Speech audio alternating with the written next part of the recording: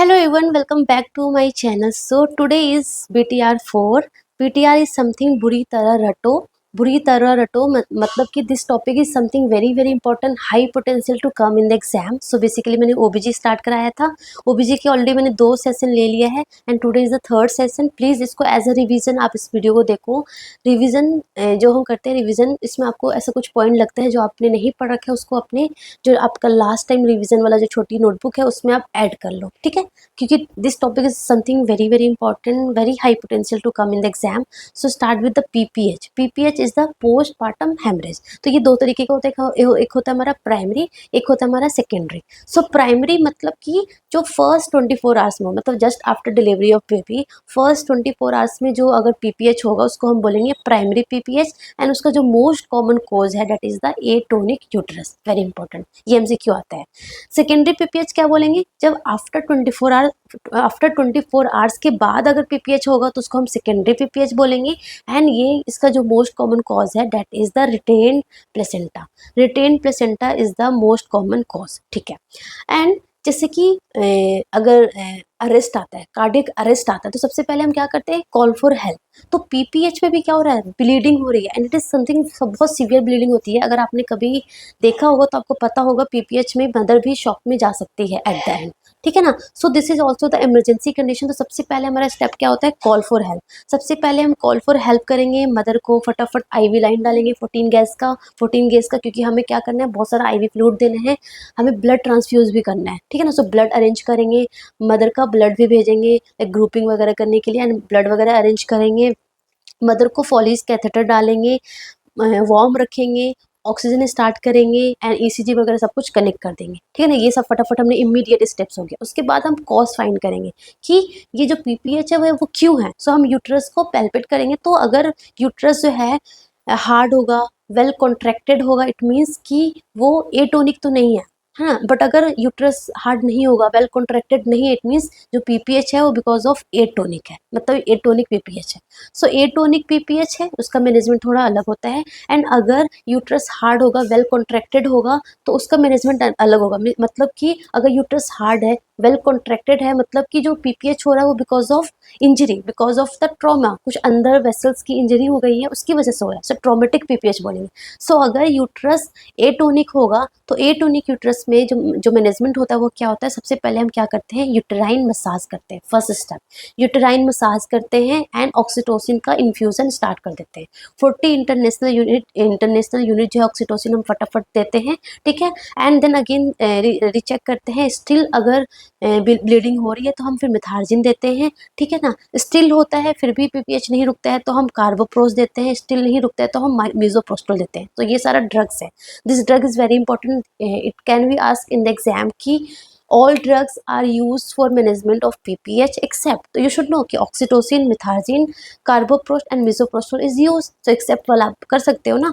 ठीक है ना. so ये सारा हमने ड्रग्स दिया, हमने असेस किया, स्टिल there is क्या बोलते हैं? Atonic uterus. अभी भी यूट्रस जो है वो कॉन्ट्रैक्ट नहीं हो रहा है. इतने सारे दवाइयाँ देने के बाद भी यूट्रस कॉन्ट्रैक्ट नहीं हो रहा है, तो हम क्या करेंगे? यूटेराइन टेम्पोनेट देंगे. यूटेराइन टेम्पोनेट में बहुत सारे चीज़ होते हैं, लाइक बाईमेनुअल यूटेराइन कंप्रेशन करते हैं, या फिर अंदर हम गॉज पीस वगैरह लगा के लाइक अंडर एनेस्थीसिया वगैरह कुछ कुछ करते हैं, है ना. मोस्ट इंपॉर्टेंट आपको क्या याद करना है? बकरी बलून डालते हैं. दिस इमेज इज द बकरी बलून. ठीक है ना. बेसिकली आजकल नहीं करते हैं बट आपको याद रखना है क्योंकि एग्जाम में तो कुछ भी पूछ लेते हैं ना. सो बाकरी बलून, दिस इज द बाकरी बलून. ठीक है ना. सो अंदर एक फॉलीज डाल के उसको पूरा इन्फ्लेट कर दिया. सेंगस्टेकिन ब्लैकमोर ट्यूब वगैरह डाल के एंड उसको पूरा इन्फ्लेट कर दिया. सो दिस इज द बकरी बलून, है ना. स्टिल अगर यूट्रस स्टिल एटोनिक है तो हम फिर सर्जरी के लिए वो करते हैं कि सर्जरी करनी है. सर्जरी में लाइक बहुत सारी सर्जरी होती है, लाइक बीलिंच सर्जरी, हेमन सूचर्स वगैरह यूज करते हैं, bilateral uterine and utero ovarian arteries ligation, है ना. ये सारी सर्जरी करते हैं.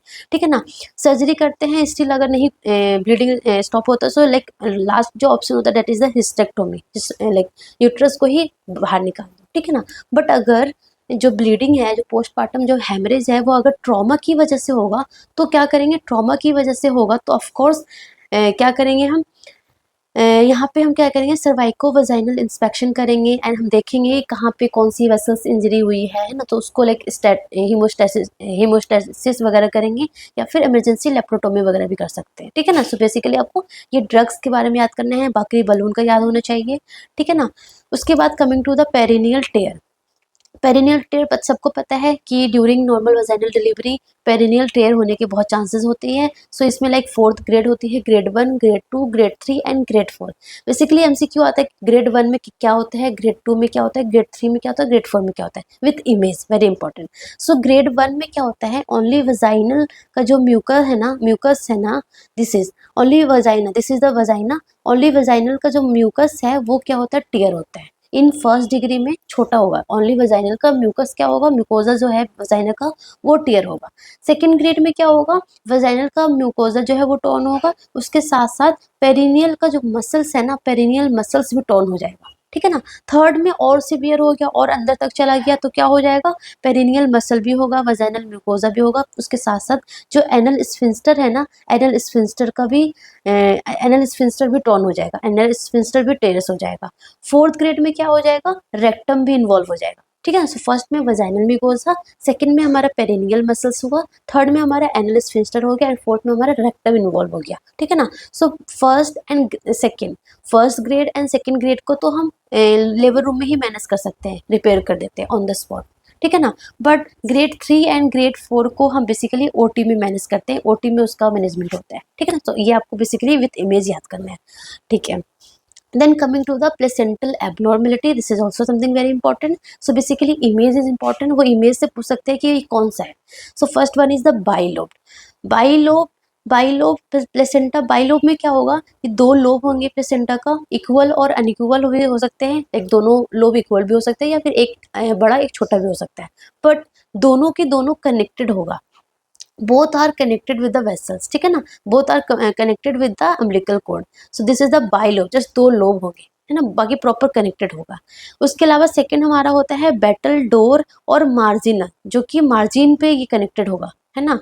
एंड एक हमारा होता है सक्शन टूरेट, सक्शन टूरेट भी बोल सकते हो, सक्शन, सक्शन मतलब कि सी सी दिख रहा है, क्यूट क्यूट सा, सक्शन मतलब क्यूट सा है, मतलब कि क्यूट है तो अंदर ही रहेगा, क्यूट है तो अंदर ही रहेगा, ऐसे याद करना है। सो क्यूट में क्या होगा कि जो इसमें क्या होगा ना, ये जो हमारा प्लेसेंटा है ना, वो दो तो होंगे, ठीक है ना, एक अनइक्वल होगा, दो होंगे बट दोनों सेपरेट होंगे। इसमें क्या होगा, बाइलोब में दोनों के दोनों कनेक्टेड होंगे, इसमें दोनों सेपरेट होंगे, मेम्ब्रेन से जस्ट कनेक्टेड होगा, ठीक है ना, इन सक्शन टूरेट।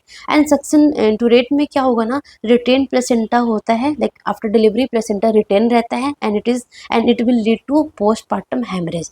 या हम सेकेंडरी पीपीएच का जो आपने मोस्ट कॉमन देखा ना, सेकेंडरी पीपीएच का जो मोस्ट कॉमन कॉज है that is a retained placenta. So exam में ऐसे पूछ सकते हैं कि विच placental abnormality will lead to retained placenta, so suction turate placenta, जो हमारा suction turate जो placental abnormality है that will lead to retained placenta, ठीक है ना।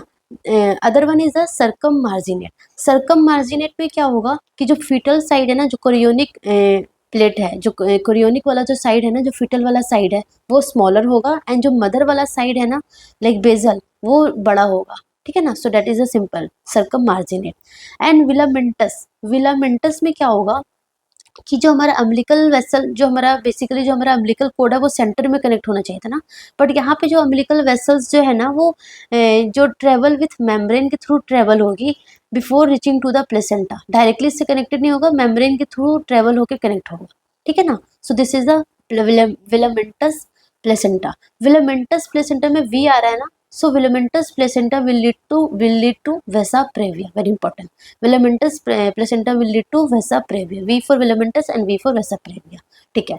And next one is the circumvallate, circumvallate में क्या होता है ना, सर्कमवेलेट में जो हमारा कोरियोनिक प्लेट है ना वो स्मॉलर होता है देन बेजल प्लेट, जो कोरियोनिक प्लेट होता है वो स्मॉलर होता है देन बेजल प्लेट, तो जिसकी वजह से वो क्या हो जाता है, ऐसे फोल्डेड हो जाती है, फोल्डेड हो जाती है।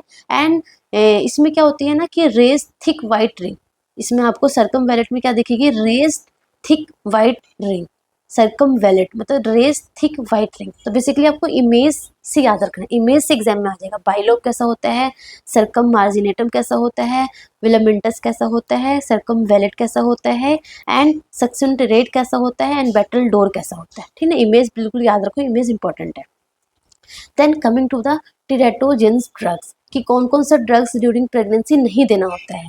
सो वेलप्रेट या फिर फेनिटोइन नहीं देते हैं, क्योंकि ये न्यूरल ट्यूब डिफेक्ट, जो आपने सुना है ना, न्यूरल ट्यूब डिफेक्ट होने के चांसेस होता है। ठीक है ना। सो वेलप्रेट नहीं देंगे, फेनिटोइन नहीं देंगे ड्यूरिंग प्रेगनेंसी।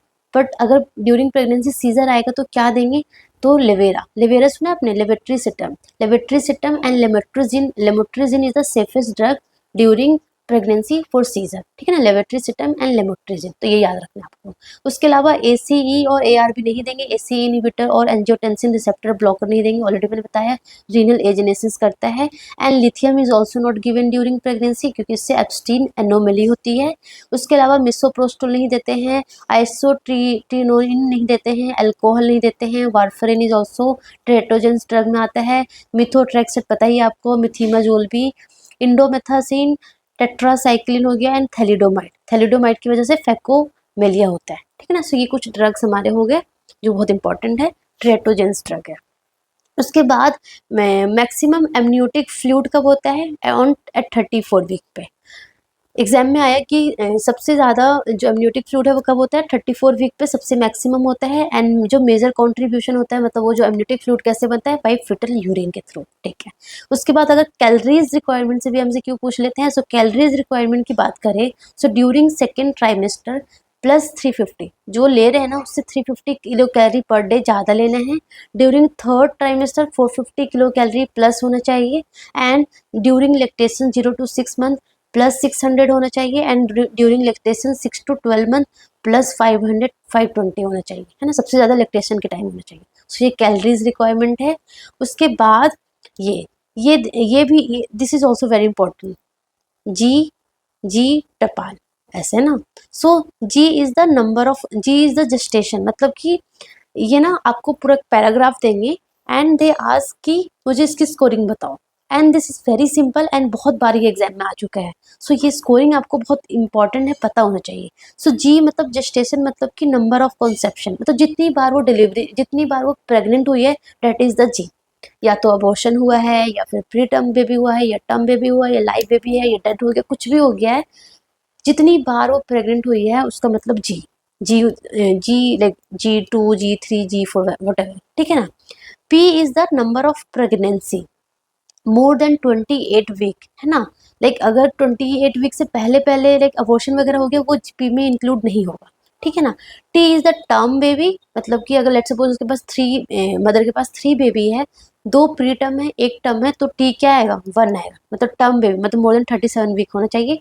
प्री टर्म कब बोलेंगे, अगर 20 to 37 वीक के बीच में अगर बेबी डिलीवर होगा तो उसको प्री टर्म बोलेंगे, लाइक P2 बोल दिया, है ना। लाइक 3 डिलीवरी हुई है, जिसमें 2 30 वीक पे हुआ है और एक 38 वीक पे है, तो P क्या हो जाएगा, 2 हो जाएगा। A मतलब अबॉर्शन, मतलब कि लेट्स सपोज एक अबॉर्शन हुआ है तो उसको बोलेंगे A1। अबॉर्शन कब बोलेंगे, लाइक लेस देन 20 वीक पे अगर हो जाएगा बेबी, है ना, तो उसको हम अबॉर्शन में इंक्लूड करेंगे। सो ये आपको ये पता होना चाहिए। So that's all about today. So thank you so much, all the best, अच्छे से बस पढ़ते रहो,